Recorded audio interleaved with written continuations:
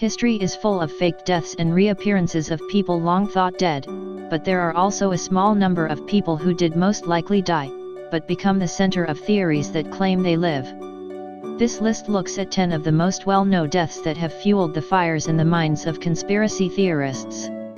Tupac Shakur, 1971 to 1996. Tupac was a rapper who was killed in a drive-by shooting. The murder remains unsolved, inspiring many theories over who was responsible.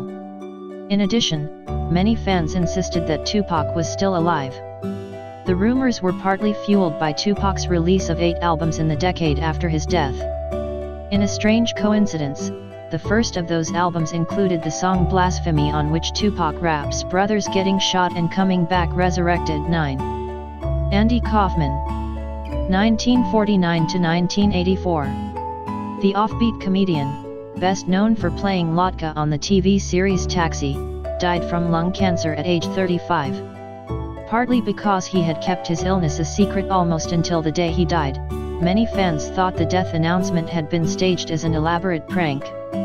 Kaufman's frequent collaborator, fellow comedian Bob Smuda, admitted that he and Kaufman had discussed faking his death and he seemed obsessed with the idea. However, in a 1999 interview Smuda declared, "Andy Kaufman is dead."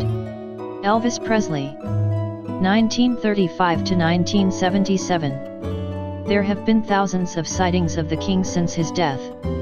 At the funeral, Elvis' father Vernon allegedly acknowledged that the corpse in the coffin did not look like his son. He said that Elvis was upstairs, adding, "We had to show the people something."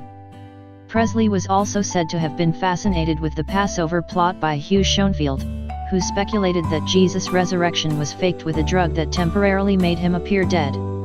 Presley, no stranger to prescription drugs, may have had the knowledge to pull off a similar scheme. Jim Morrison, 1943 to 1971. In March of 1971, Morrison, lead singer of The Doors, moved to Paris to write poetry. On Friday, July 2, Morrison left his apartment, telling his girlfriend, Pamela Courson, that he was going to see a movie. On Monday, Courson called Elektra Records representative Bill Siddons and told him to come to Paris. When he arrived, Siddons found Courson, a sealed coffin and a death certificate saying that Morrison had died from a heart attack. Exactly what had happened that weekend remained a mystery. Despite the claim on the death certificate, rumors suggested that an overdose of drugs or alcohol had killed Morrison. Unconfirmed reports that the singer had been spotted boarding a plane that weekend fueled speculation that he was still alive. Even Doors keyboardist Ray Manzarek said in a 1973 interview, "I don't know to this day how the man died, and in fact I don't even know if he's dead. Nobody ever saw Jim Morrison's body, it was a sealed coffin. So who knows? Who knows how Jim died?" Adolf Hitler, 1889 to 1945. Hitler and his bride of one day, Eva Braun, committed suicide in the bunker under the Reich Chancellery on April 30, 1945. The next day, German radio announced that the Führer had died leading his troops in battle. The Soviet news service TASS picked up the report but added that by spreading the news of Hitler's death, the German fascists apparently wished to give Hitler the means of leaving the stage and going underground. During the Potsdam Conference in July, Joseph Stalin insisted that Hitler had escaped to either Spain or Argentina. In fact, by this time the Russians possessed the remains of Hitler and Braun, having recovered them from the bomb crater they had been buried in. When Soviet autopsy reports on the pair were released in 1968, they showed that the bodies had been positively identified as Hitler and Braun from dental records. Despite this evidence, alleged sightings of Hitler continued. Grand Duchess Anastasia, 1901 to 1918. The youngest daughter of Nicholas II, the last Tsar of Russia, was shot with the rest of the royal family by a communist firing squad. Over the years, several women declared themselves to be Anastasia.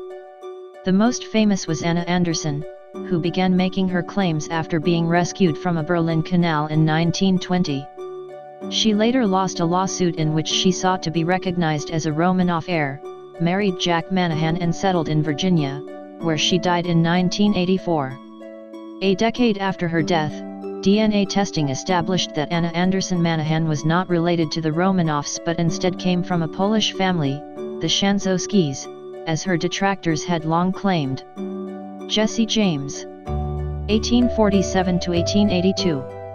In 1948, a 100-year-old Oklahoma man named J. Frank Dalton announced that he was Jesse James, who officially had been killed by Robert Ford 66 years earlier.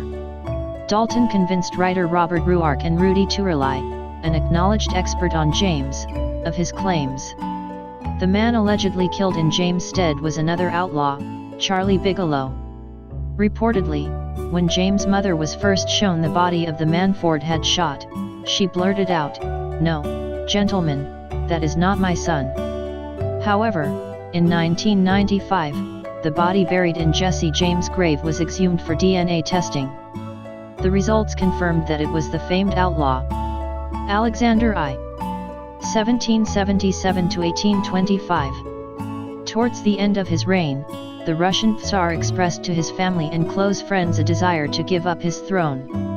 During an inspection tour of the Crimea in the winter of 1825, Alexander died suddenly of either malaria or pneumonia. He was buried in a closed casket. The hazy circumstances of his death fed rumors that Alexander had faked his death and secretly abdicated. Feofor Kuzmich, a wandering holy man who died in Siberia in 1864, was rumored to have been the former emperor. Further enhancing the mystery around the Tsar, in 1925 the Soviets opened Alexander's tomb and did not find a body. Louis XVII, 1785–1795. The Dauphin, heir to the throne of France, died in prison of tuberculosis during the French Revolution. Even before the death was announced, rumors circulated that royalist sympathizers had freed him and replaced him with a double. Madame Simon, the wife of the jailer, asserted that Louis had been smuggled out of prison in a basket of dirty laundry and replaced by a child with rickets.